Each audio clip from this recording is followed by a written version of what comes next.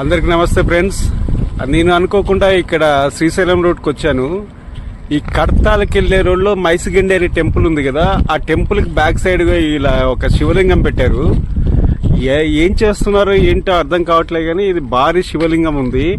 అంటే ఫ్యూచర్లో ఇది ఒకటి కుందా సత్యనారాయణ స్వామి అనేది యాదిగుట్ట దగ్గర చేశారు కదా, అలాంటి చేసే ప్రయత్నంలో ఏదో ఉన్నట్టున్నారు. కెమెరాకి చాలా హైట్ అందులో ఉంది. ఇది నాకు చూడంగానే ఇది వీడియో చేసి మీకు షేర్ చేయాలనిపించింది, చేస్తున్నాను.